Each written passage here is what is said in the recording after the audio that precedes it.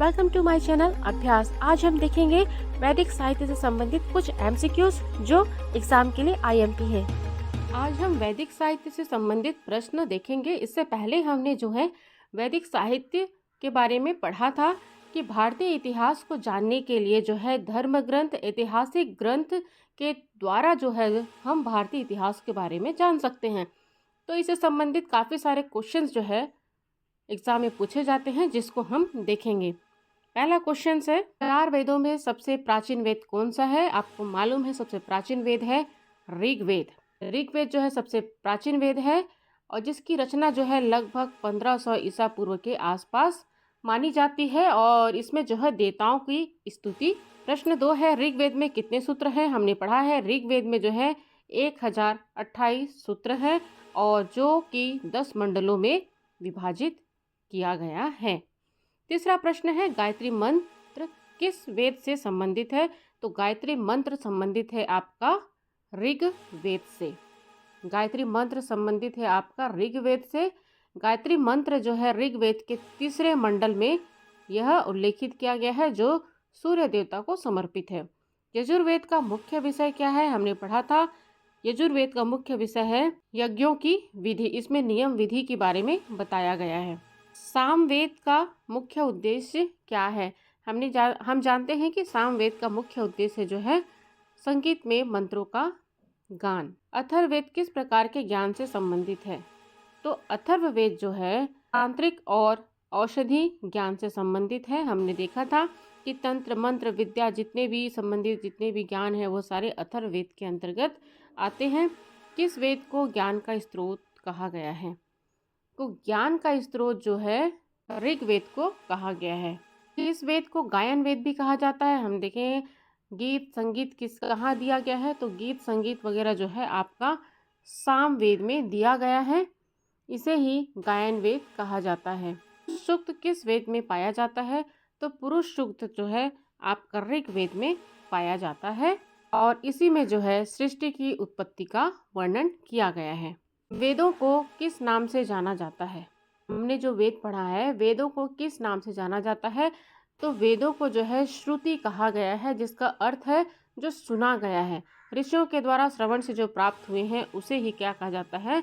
श्रुति कहा जाता है। तो वेदों को जो है श्रुति के नाम से भी जाना जाता है। ऋग्वेद के मंत्र किस प्रकार के हैं? तो ऋग्वेद के जो मंत्र हैं वह जो है पद्य शैली में है, जो छंदबद्ध है। ऋग्वेद के मंत्र जो है सिर्फ पद्य शैली में है और जो कि छंदबद्ध में है। प्रश्न 12वां है, अग्नि इंद्र वरुण मुख्य रूप से किस वेद में वर्णित है? ऋग्वेद में वर्णित है।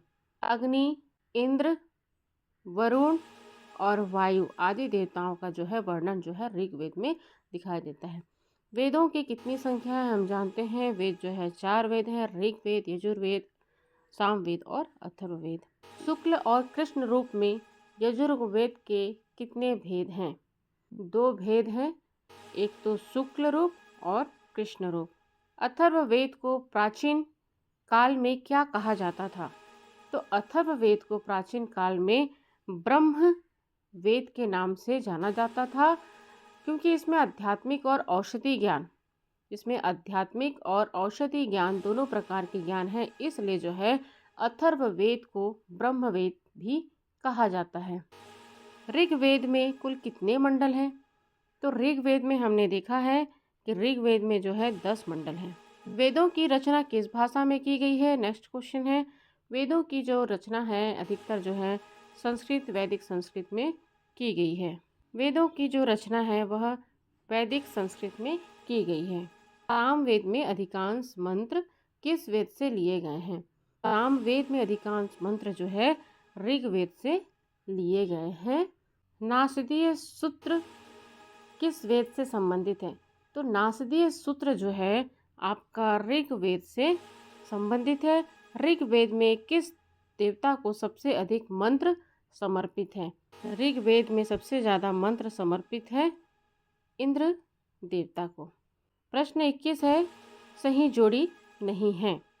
तो हमको ये देखना है सही जोड़ी नहीं है, उससे पहले हम ये देख लेते हैं कि सही जोड़ी में क्या है। वेदों की सरल व्याख्या करने के लिए जो है ब्राह्मण ग्रंथों की रचना जो है गद्य में की गई है और इसमें हम देख सकते हैं ऋग्वेद में जो है वेदों की सरल व्याख्या है तो ब्राह्मण ग्रंथों की रचना की गई है। में देख सकते हैं ऋग्वेद की सरल व्याख्या करने के लिए ऐत्रेय ब्राह्मण, शंखायन, कौशिकी ब्राह्मण की व्याख्या की गई है। यजुर्वेद के शतपथ ब्राह्मण, तैत्तरीय ब्राह्मण, सामवेद के लिए पंचविश या तांडव ब्राह्मण या षड्विंश ब्राह्मण या सामविधान ब्राह्मण या वंश ब्राह्मण या मंत्र ब्राह्मण या जैमिनीय ब्राह्मण। इसको पूछा है जैमिनीय ब्राह्मण को एक बार कि किसके व्याख्या करने के लिए बनाए, तो ये सामवेद। अथर्ववेद के लिए जो है गोपद ब्राह्मण। तो हमें जो है वेदों की सरल व्याख्या करने के लिए जो है ब्राह्मण ग्रंथों की रचना जो है गद्य में की गई है। ये हमेशा क्वेश्चन पूछता है, इसको आपको याद करना पड़ेगा। ऋग्वेद में प्रमुख देवता कौन है? हम पढ़ते आ रहे हैं कि ऋग्वेद में जो है हमारे देवता इंद्र हैं। कौन सा वेद वेद त्रयी का भाग नहीं है? वेद त्रयी का ऋग्वेद, सामवेद और यजुर्वेद, ये 3 वेद को वेद त्रयी का भाग माना जाता है। अथर्ववेद को नहीं माना जाता है क्योंकि यह बाद में जुड़ा है। किस वेद में जादू, चमत्कार तथा मंत्र दिए गए हैं? तो वह है अथर्ववेद। अथर्ववेद में जो है जादू, चमत्कार और मंत्र दिए गए हैं। सबसे प्राचीनतम वेद है आपका ऋग्वेद, ये हमने पढ़े हैं। निचिकेता और यम के बीच सुप्रसिद्ध संवाद हुआ था, कौन से उपनिषद में है? यह भी एग्जाम में पूछा था। तो यह जो है आपका कठोर उपनिषद में इसका संवाद की व्याख्या की गई है। किस वैदिक ग्रंथ में पहली बार पूर्वी और पश्चिमी सागर का उल्लेख है? तो पूर्वी और पश्चिमी सागर का उल्लेख जो है शतपथ ब्राह्मण में किया गया है। निम्नलिखित में से कौन सा उपवेद के अंतर्गत नहीं गिना जाता है? तो उपवेद के अंतर्गत जो है आपका यजुर्वेद नहीं गिना जाता है क्योंकि ऋग्वेद, यजुर्वेद, सामवेद और अथर्ववेद क्या है? ये वेद हैं। किस उपनिषद का शाब्दिक अर्थ सफ़ेद घोड़ा है? किस उपनिषद का शाब्दिक अर्थ सफ़ेद घोड़ा है?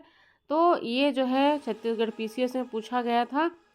क्या छंदोग्य उपनिषद, कठोपनिषद, तैत्तरीय उपनिषद या ईशोपनिषद? तो इसका आंसर है आपका इनमें से कोई नहीं क्योंकि श्वेताश्वर उपनिषद में जो है सफ़ेद घोड़े का उल्लेख किया गया है और जो है यजुर्वेद से संबंधित है। तमसो माँ ज्योतिर्गमया कथन मूलतः किससे संबंधित है? तो तमसो माँ ज्योतिर्गमया जो है उपनिषदों का एक मूलतः कथन है जो ये भी एग्जाम में पूछा है।